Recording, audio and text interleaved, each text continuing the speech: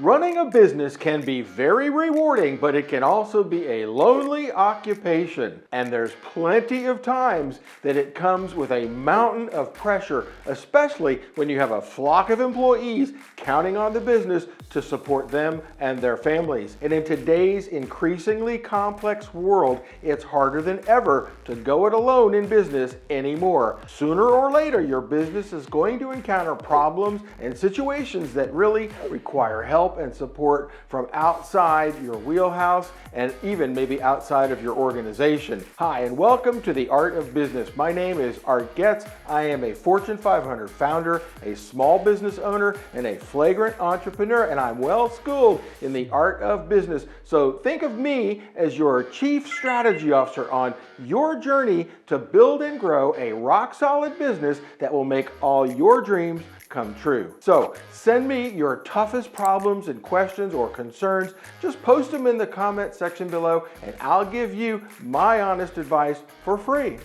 So in today's episode, we're talking about one of the most reliable tools that can help your business to grow. I'm talking about the unmatched superpower of a well-run advisory board. Folks, if you get this one right, it can be a game changer and a real level up for your business. And while there are no hard and fast rules when it comes to advisory boards, there are a few important things to know and consider before diving into the deep end with an advisory board of your own. And even though there are some very successful business owners who have done great work operating on their own for a really long time, unfortunately, they just age faster and they fail more frequently than most average business owners who do have an advisory board. The right group of trusted advisors can actually help your business grow faster and you live longer to enjoy the fruits of all your hard work. An advisory board is like the Coke Light version of the more formal board of directors that you'd expect to see with a public company. A board of directors holds more formal meetings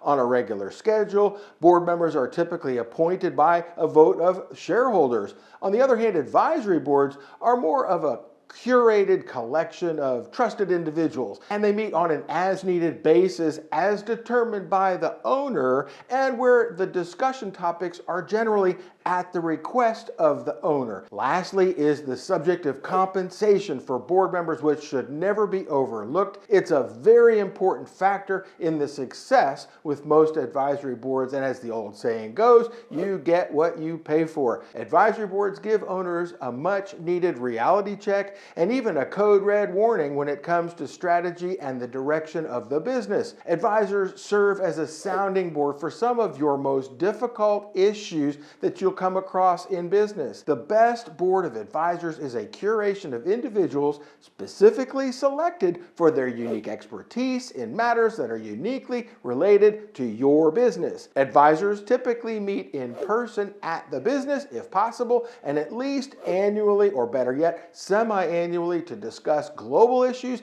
and strategy and to assign special projects to individual members with more relevant expertise and experience. It's really important, respectful, and productive to circulate a proposed agenda of topics at least 3 days before your next board meeting.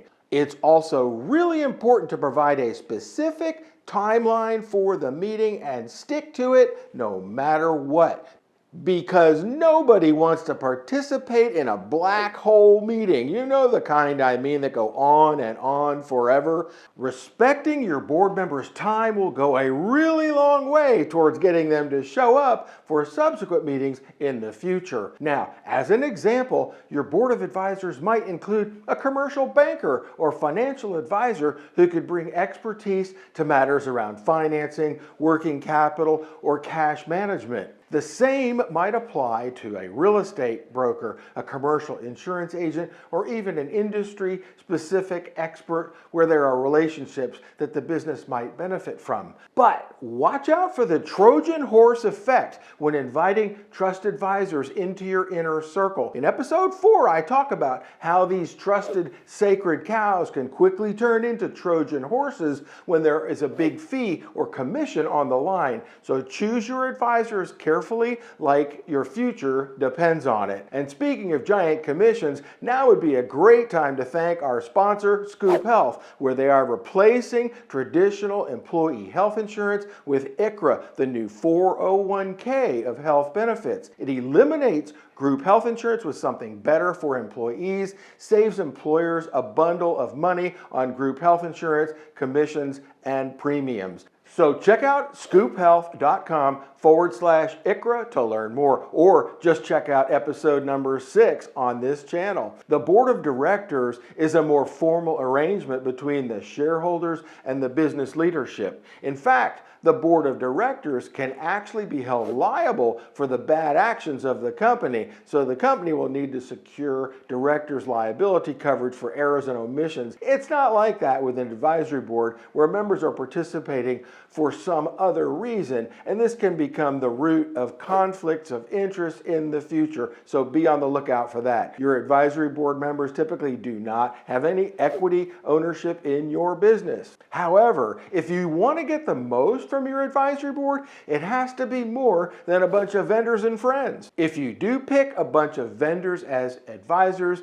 remember that those are going to come with an inherent conflict of interest, like the insurance broker who sells insurance might not be inclined to advise you to get competitive quotes, even though you probably should. For unbiased advisors, check out resources in your local community like the SBA office, SCORE, and the Silver Fox Advisors, where you can tap into a wealth of retired business leaders who would welcome the opportunity to share their expertise with you. If your board is just a bunch of your friends and associates who are in it for a free lunch or a free golf outing, then you might not be getting the kind of honesty that you really need to hear from an advisory board, which brings me back to the part about compensation. Board members who are actually compensated for their time are typically much more engaged and interested in looking out for the future of your business. Paid board members feel a substantially greater sense of obligation to do the right thing and earn the fee. Lastly, paid board members are less likely to succumb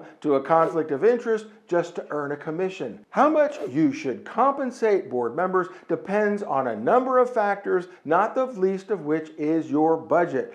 But don't be stingy, because enticing colleagues or trusted vendors like your banker, CPA, or commercial broker with free meals, drinks, and networking opportunities might work in the beginning, but if you really want good advice, write a small check to a few trusted advisors each year. Tell them that they are getting paid to do the real work of understanding your business and giving you their best advice when asked for, and maybe even at times when you don't ask, but you still need to hear it. To figure out what that's worth, just ask yourself how much it would take to get your undivided attention for a few hours a quarter. That's how much it's worth.